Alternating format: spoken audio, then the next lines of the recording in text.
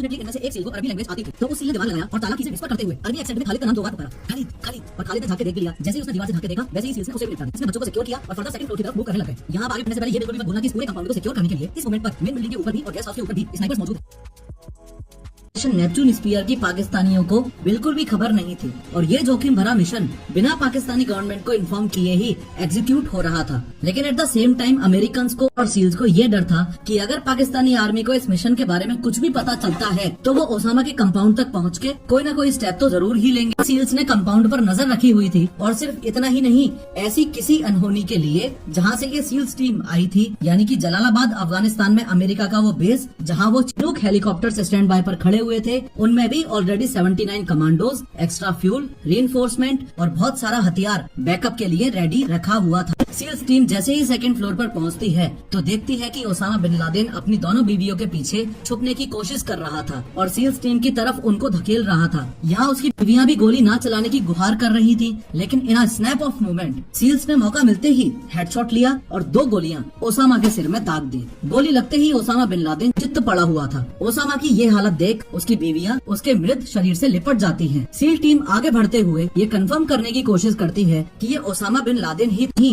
Seal team ने Osama की दोनों बीवियों को साइड करके उनको डराते धमकाते हुए ये पूछा कि क्या ये ओसामा बिन लादेन ही। सील्स ने उस बच्ची को पकड़ा और उससे पूछताछ करने के लिए उसको साइड के एक रूम में ले जाने लगा। पूछताछ के दौरान उस बच्ची ने मुंह खोला कि ये ही ओसामा है। उसके बाद घबराती हुई बीवी ने भी बोला कि बच्ची को छोड़ दो, मैं बताती हूँ, हाँ ये ही ओसामा बिन लादेन है। जैसे ही सील्स को इस बात की कंफर्मेशन मिली, उन्होंने vice admiral William H McRaven को सैटेलाइट फोन से कंफर्मेशन देते हुए कहा, Geronimo Geronimo Geronimo, for God and country I pass Geronimo. ये इस पूरे मिशन का कोड वर्ड था। जेरोनिमो यानी कि ओसामा मारा गया। वाइस एडमिरल मैक्रेवन ने वापस कंफर्म करते हुए पूछा, विच वन? इसके जवाब में सील ने कहा, जेरोनिमो EKIA यानी enemy killed in action. Finally white house में बैरक ओबामा की खुशी का ठिकाना ही नहीं। 2001 में ओसामा ने 9/11 अटैक किया था और 2011 में ओसामा अमेरिका के हाथ लगा। इन 10 सालों में ओसामा बिन लादेन को ट्रैक करने की कहानी बहुत ही ज्यादा रोमांचक है, तो हम इस वीडियो में समझेंगे ही। साथ ही 3D एनिमेशन की हेल्प से ये भी देखेंगे कि सील्स को उसके कमरे से ऐसा क्या सामान मिला जिसे देखकर उनके होश उड़ गए और ओसामा बिन लादेन को जमीन में ना गाड़कर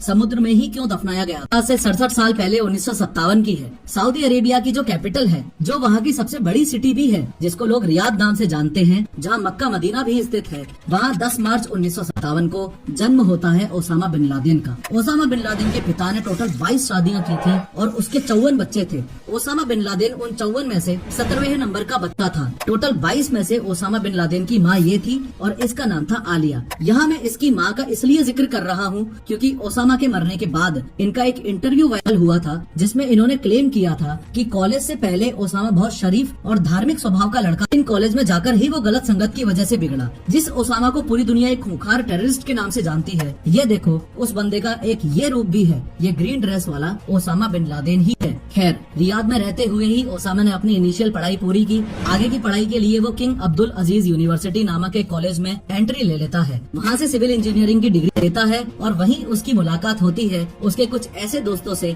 जो कुछ एक्सट्रीम रिलीजियस ग्रुप्स के पार्ट्स थे। उनमें से 2 लोग थे, सईद कुतुब और अब्दुल्ला आजम, एक मिलिटेंट लीडर था। इन 2 लोगों ने ओसामा की सोच को पूरी तरह से एक्सट्रीमिस्ट मुस्लिम बना दिया। इसी सब में साल 1979 आ जाता है और कड़ी सर्दियों में 24 दिसंबर को अफगानिस्तान और USSR के बीच युद्ध शुरू होता है। इस अफगान सोवियत वॉर की खबर जैसे ही सऊदी अरेबिया में मौजूद ओसामा बिन लादेन को पड़ती है, वो तुरंत अपने एक्सट्रीम रिलीजियस ग्रुप्स के कॉलेज फ्रेंड्स के साथ अफगानिस्तान जाने की तैयारी करने लगता है। असल में वो ओसामा के एक्सट्रीम रिलीजियस ग्रुप्स के कॉलेज फ्रेंड्स ही थे जिन्होंने ओसामा के दिल में अफगानिस्तान के लिए एक सॉफ्ट कॉर्नर क्रिएट किया।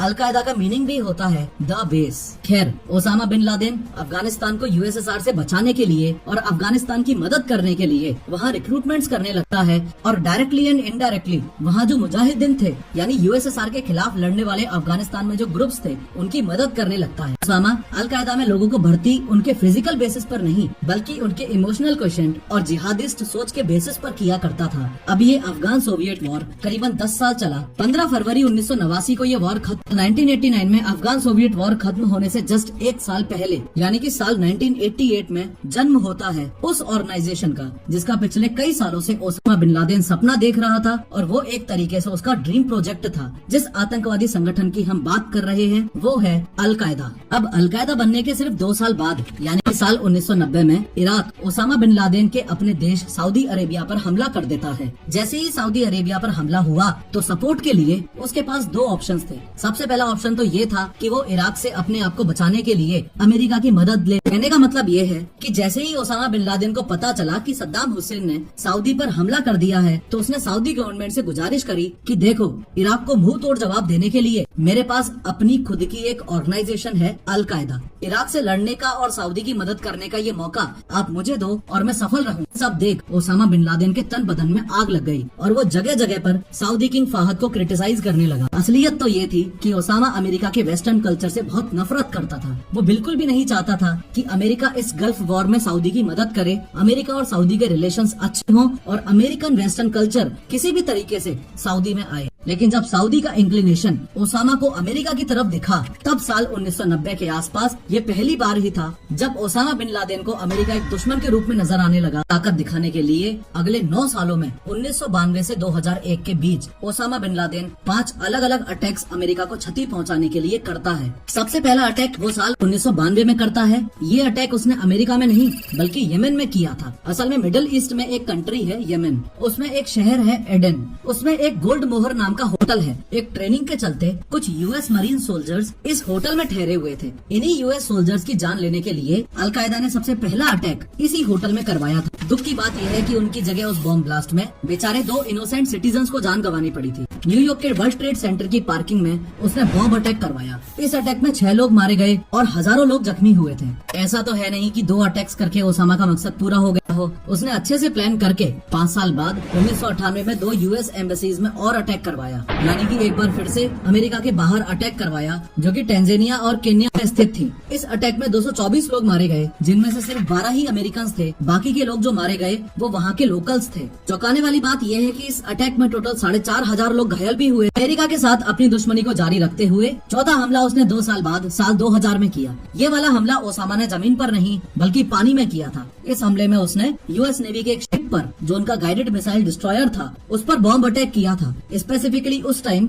जब उस शिप की रिफ्यूलिंग हो रही थी। इस अटैक में टोटल 17 यूएस नेवी सेलर्स मारे गए थे और 37 इंजर्ड भी हुए थे। यूएसएस कोल अटैक के जस्ट अगले साल ही यानी कि 9/11 अटैक में 11 सितंबर 2001 को 19 आतंकवादियों ने 4 कमर्शियल एयरप्लेन्स को हाईजैक कर लिया था जो कि ईस्ट कोस्ट से कैलिफोर्निया जा रही थी। इन हाईजैकर्स ने पहले 2 प्लेन्स को वर्ल्ड ट्रेड सेंटर के ट्विन टावर्स में क्रैश किया। वहीं तीसरी टीम ने प्लेन को पेंटागन में क्रैश किया जो कि यूएस डिपार्टमेंट ऑफ डिफेंस का हेडक्वार्टर्स था और चौथे ने रूरल पेंसिल्वेनिया में ले जाकर क्रैश कर दिया। इस अटैक में टोटल 3000 लोगों ने अपनी जान गंवाई और हजारों की संख्या में लोग जख्मी हुए। पहले जाने के डर से 9/11 के अटैक के बाद वो अंडरग्राउंड हो चुका था। अमेरिका की इंटेलिजेंस एजेंसी यानी कि CIA ओसामा को पकड़ के उसको खत्म करना अपना अल्टीमेट टारगेट बना लेती है। धीरे धीरे ऐसा लगने लगा था कि CIA के लिए ओसामा को पकड़ना इम्पॉसिबल हो जाएगा। लेकिन फिर अचानक अमेरिकन को पाकिस्तान के एबटाबाद में एक लीड मिली। डिटेंशन कैंप में अल कायदा के काफी सारे आतंकवादी थे तो उनमें से एक आतंकवादी के मुंह से एक नाम निकला और वो था अबू अहमद अल कुवैती। होपफुली आप भी इस नाम को सुनते ही कुछ रिमाइंड कर पा रहे होंगे।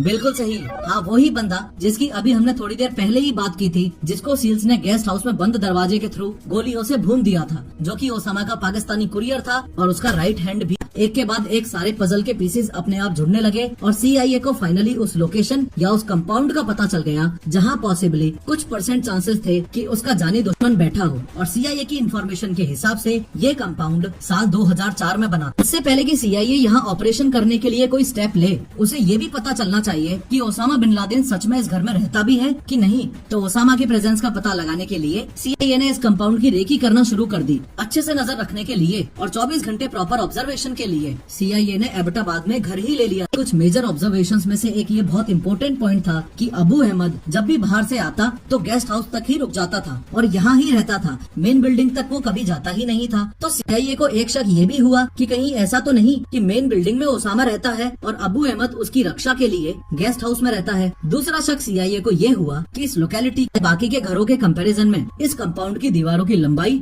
हद से ज्यादा थी। ये सामने वाली बाउंड्री वॉल की हाइट 10 फीट और इन 3 दीवारों की हाइट 13 फीट, 18 फीट और 12 फीट थी। बहुत ही रेयर केस में अबू अहमद को बाहर आते जाते हुए देखा गया था। चौंकाने वाली बात ये थी कि ये लोग अपना कचरा भी अंदर ही इस लेफ्ट वाले कंपाउंड में जलाया करते थे। आसपास की जमीनें भी खाली मिली। इसके अलावा खिड़कियों पर मोटे मोटे पर्दे लगाना, और हाँ, ऐसा कौन सा घर होगा जहाँ रोशनदान नहीं मिलता। और तो और अपनी बालकनी की दीवार 7 फीट की कौन करवाता है भाई। ओसामा बिन लादेन अपने कमरे से निकलकर जब बालकनी में टहलने आया करता था तो ताकि उस समय वो किसी को दिख न जाए, इसलिए उसने बालकनी की दीवार को 7 फीट तक चढ़ा रखा था। इस आधे अधूरे एहसास को पूरे विश्वास में बदलने के लिए CIA ने एक प्लान बनाया। प्लान ये बनाया कि डॉक्टर शकील अफरीदी नाम से एक डॉक्टर को और उसकी नर्स को फेक वैक्सीनेशन कैंप के नाम पर उस घर के अंदर भेजा जाए। ये डॉक्टर और नर्स प्लान के तहत अंदर जाते हैं, वैक्सीन वगैरह का काम कर देते हैं। देखा जाए तो ये डॉक्टर अमेरिकन एजेंसीज के लिए तो हीरो है, लेकिन पाकिस्तान के लिए ये विलेन बन गया था, क्योंकि ऑपरेशन नेपच्यून स्पीयर जब सक्सेसफुली कंप्लीट हो गया था और सब कुछ होने के बाद पाकिस्तान सरकार को जब ये पता चला था कि इस डॉक्टर ने पाकिस्तान के खिलाफ गद्दारी की थी, तो इस डॉक्टर को 23 साल के लिए जेल में डाल दिया गया था और ये आज भी उस जेल में ही है। जैसे ही CIA को उस कंपाउंड में ओसामा बिन लादेन की कंफर्मेशन मिली तो CIA ने इस पूरी सिचुएशन को बराक ओबामा को एक्सप्लेन किया along with the physical caricature models of the compound. अब इस बात में तो ऑलरेडी कोई दौराई नहीं थी कि ये ऑपरेशन करना है कि नहीं करना है। ओबामा ने पूरा मिशन समझकर CIA और सील्स को इस मिशन को एग्जीक्यूट करने की परमिशन दे दी। इस मिशन का नाम ऑपरेशन नेपच्यून स्पीयर रखा। ये नाम सील के रेफरेंस में रखा गया था। इससे पहले जब US ने ओसामा को पकड़ने का प्लान बनाया था तो उसे ऑपरेशन इन्फिनिट रीच का नाम दिया था। सील्स की टीम एज पर प्लान अपने अफगानिस्तान बेस जलालाबाद पहुंचती है। जलालाबाद से एबटाबाद का डिस्टेंस सिर्फ 2.5 घंटे का था और आगे तो आपने देख ही लिया कि आखिर कैसे उस 2 और 3 मई की रात को सील्स ने ओसामा बिन लादेन को मार गिराया था। खैर, ओसामा बिन लादेन का कंफर्मेशन जैसे ही उस 12 साल की बच्ची और उसकी माँ ने दिया, वैसे ही एक सील ने ओसामा को एक गोली और मार दी ताकि बचने का 1% चांस भी ना हो। फिर उसकी बॉडी को बॉडी बैग में डाला और उसको नीचे ले जाने लगे। अब जैसे ही ओसामा बिन लादेन को मेन बिल्डिंग में नीचे आ रहे थे, वैसे ही फर्स्ट फ्लोर तक पहुंचते ही एक सील की नजर उस कमरे में मौजूद कुछ डॉक्यूमेंट्स पर पड़ी। ओसामा के घर से 4,70,000 कंप्यूटर फाइल्स डिस्कवर हुई, वो भी अलग अलग 183 सेपरेट डिवाइसेज में। ये फाइल्स CIA ने 2017 में रिलीज कर दी थी ताकि लोगों को पता चले कि मोस्ट वांटेड मैन आखिर क्या क्या देखा करता था। पहले तो ओसामा की ड्राइव से पॉर्न फिल्म्स और पोर्नोग्राफिक वीडियो गेम्स मिले। क्या क्या मिला, ये डिटेल CIA के इस वेबसाइट पर अवेलेबल हैं। हालांकि ये वीडियोस मॉडर्न, इलेक्ट्रॉनिकली रिकॉर्डेड और काफी बड़े अमाउंट में मिले। इसी के साथ 228 पेजेस का जर्नल भी मिला जिसमें वो अपने विचार लिखा करता था और अलकायदा को कैसे चलाना था वो भी। ओसामा के बेटे हमजा का शादी का वीडियो भी मिला। हमजा ने अबू मोहम्मद अल मसरी की बेटी से शादी करी थी जो कि अलकायदा का लीडर था। इसके अलावा उसके कमरे से वीडियो गेम्स भी मिले जैसे Half Life, Super Mario Bros, Yoshi's Island DS, Final Fantasy 7, Dragon Ball Z और काउंटर स्ट्राइक। ऐसे गेम्स जहां मल्टीपल प्लेयर्स टीम अप करते हैं आतंकवादी एफर्ट्स को डिफेंड करने के लिए। ओसामा अपनी पब्लिक स्पीचेस पहले ही रिकॉर्ड कर लिया करता था। उसकी प्रैक्टिस स्पीचेस भी हार्ड ड्राइव से मिली जिनकी उम्र 10 साल से कम थी, इसलिए उनके एंटरटेनमेंट के लिए उसकी ड्राइव से डिज्नी मूवीज जैसे कार्स, चिकन लिटिल और Ice Age, Dawn of the Dinosaurs जैसी मूवीज भी लिखा करता था, संभाल के रखता था अपने पास, जैसे बायोग्राफी ओसामा बिन लादेन और 2008 comedy documentary Where in the World Is Osama bin Laden. लेकिन जब ओसामा बिन लादेन के कमरे से उसका सामान मिला तब सील टीम ने मैकरेवन से 10 मिनट और मांगे। खैर, ये बात तो आपको याद ही है कि जो 2 ब्लैक हॉक्स सील्स को जलालाबाद से यहाँ तक लेकर आए थे उनमें से एक ऑलरेडी क्रैश हो गया था। तो जब वो क्रैश हुआ था उसी समय जलालाबाद में इस बात की इन्फॉर्मेशन भेज दी गई थी और बैकअप में रखे हुए 2 में से एक चिनूक हेलीकॉप्टर को ऑपरेशन साइट पर यानी कि ओसामा के कंपाउंड पर बुला लिया गया था। फाइनली सारे सील्स ओसामा बिन लादेन की बॉडी के साथ प्लस उसके सामान के साथ प्लस खुद के बिना किसी नुकसान के इस ऑपरेशन साइट से इवैक्यूएट कर जाते हैं और इवैक्यूएट करने से जस्ट पहले अपने क्रैश्ड हेलीकॉप्टर चौक 1 को ब्लास्ट करके जाते हैं ताकि इस तरीके की एडवांस्ड स्टेल्थ टेक्नोलॉजी वाला हेलीकॉप्टर इस गरीब देश पाकिस्तान के हाथ ना लगे। ब्लास्ट के बावजूद भी हेलीकॉप्टर का टेल पार्ट वही रह जाता है जिसकी ये कुछ असली इमेजेस जो अगले दिन पाकिस्तानी मीडिया में दिखाई गई थी वो आप अपनी स्क्रीन पर देख पा रहे हैं। लेकिन एक बड़ा ही विचित्र सवाल जो अभी तक आप लोगों के मन में घर बनाकर बैठा हुआ है वो ये है कि अमेरिका ने ओसामा बिन लादेन को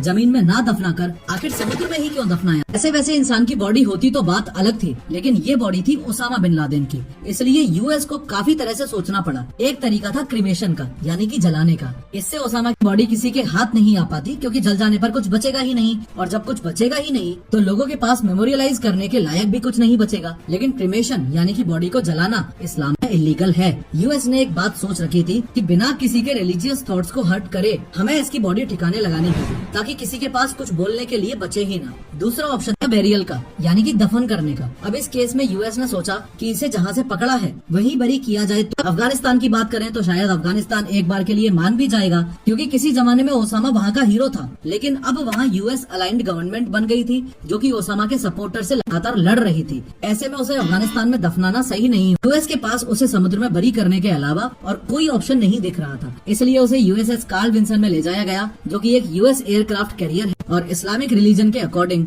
मरने के 24 घंटे के अंदर अंदर बॉडी को दफन कर देते हैं, क्योंकि ओसामा की बॉडी को पहले आइडेंटिफिकेशन के लिए अफगानिस्तान लेकर गए थे और उसके बाद सीधा यूएस एयरक्राफ्ट कैरियर में। मुस्लिम लॉ ऑफ बेरियल के अनुसार ही सारी रस्में रिवाजों को किया गया था। इस पूरे प्रोसेस में एक अरेबिक ट्रांसलेटर को भी बुलाया गया था, ताकि हर चीज तरीके से हो। जैसे वॉशिंग यानी कि उनकी बॉडी को धोया, शाउडिंग इन व्हाइट क्लॉथ यानी उसे सफेद कपड़े पहनाए गए, रिचुअल प्रेयर यानी कि प्रेयर्स बोली गई, और उसके बाद उसका बेरियल यानी उसे दफन कर दिया गया।